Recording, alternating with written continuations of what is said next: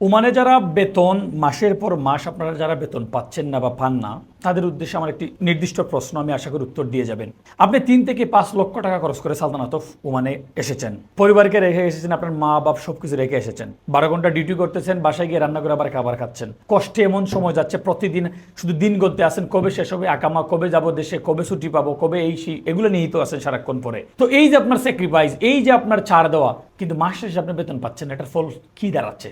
আপনি কি চিন্তা করেন না যে আমি 3 থেকে 5 লক্ষ টাকা খরচ করে কি মাসের পর মাস বেকার কাজ করার জন্য আসছি? হেলুমানের পক্ষ থেকে আমি মুসাস আপনাদেরকে একমাত্র বলে থাকি সবসময়, বেতনের সুযোগ সর্বোচ্চ 2 মাস দিবেন। 3 মাস কখনো বেতন ওভার হতে দিবেন না। স্টেপ নিয়ে নেবেন, চাকরি ছেড়ে দিবেন, দেশে ক্যান্সেলে চলে যাবেন। কারণ কি জানেন? এখন আপনি বলতে পারেন কি বলেন, এত টাকা খরচ করে আসছি। আরে আপনি এত টাকা খরচ করে আসছেন, আপনি এত টাকা খরচ করে আসি করতেছেনটা কি? বেতন তো পাচ্ছেন না। টাকা না থাকে কি কোথায়? তো 3 মাস কাজ করে বেতন না পাওয়া আর দেশে চলে যাওয়ার মধ্যে ব্যবধানটা কি আছে? কোনো ব্যবধান আছে? নাই। বরং স্যার ভালো, দেশে গেলে আপনি ভালো থাকবেন। তো বেতন যারা পান না, আমাদের 100টা অভিযোগ হেলো মানে যে কেউ করে, তার মধ্যে 90টা অভিযোগ হচ্ছে বেতন নিয়ে। মাসের পর মাস বেতন পাচ্ছেন না। না, থেমে যান। 2 মাস ওভার, ফিনিশ। কোম্পানিকে সুযোগ দিচ্ছেন, আলহামদুলিল্লাহ, ফিনিশ। 3 নম্বর মাস বেতন দাও, দিচ্ছ না, তেনাজল দাও, তেনাজল দিচ্ছ না, মামলা করো। সহজ হিসাব।